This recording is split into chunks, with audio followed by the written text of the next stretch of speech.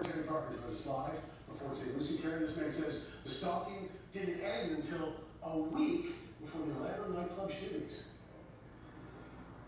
Right, Todd and Felicia, and it started about a year ago, last summer. He says he was walking home from the gym. He had a ponytail, dressed in gym clothes, and he says Omar Mateen pulled over and said, "Hey, you don't belong here." He demanded he produce ID. Then he demanded he get in the car and had to drive him to his house and have his wife come out and vouch for him. He thought Mateen was aggressive and odd, but then he says these mysterious cars started showing up outside his house almost every day.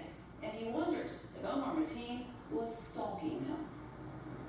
I want to know why he was stalking me in my house. Tom Lesko says he has seen cars, both marked, like this van he says has the G4S logo on it, and unmarked, idling near his house every day until right before the Orlando shootings. He took pictures, but usually he says the cars would take off before he could.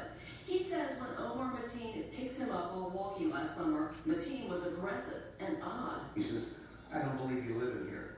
I said, "What?" He said, "Well, you look like a hippie. You look like a homeless person." I said, "Well, I'm coming from the gym." Now Lesko says he believes Mateen may have been stalking him, and he wonders if the FBI can find a picture of his house on Mateen's phone to confirm he might have been in the killer's sights.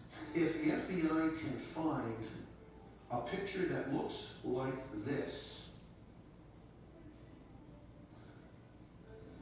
would be a view where Omar sat with his security car in a little alcove. Lesko says he spoke to the guards at the back gate who assured him they would come check out any mysterious cars, but he says the cars had never stayed by his house very long, maybe 10 minutes. He also says he brought it up with one of the HOA directors. I was just so taken back that he was so harassing and authoritative.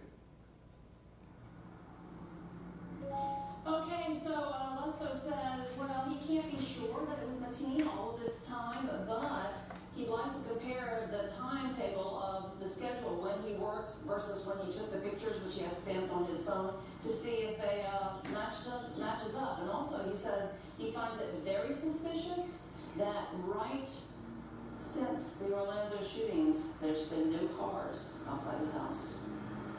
Live in Port St. Lucie, I'm Terry Parker, WPBF, 25 minutes. 9 days after the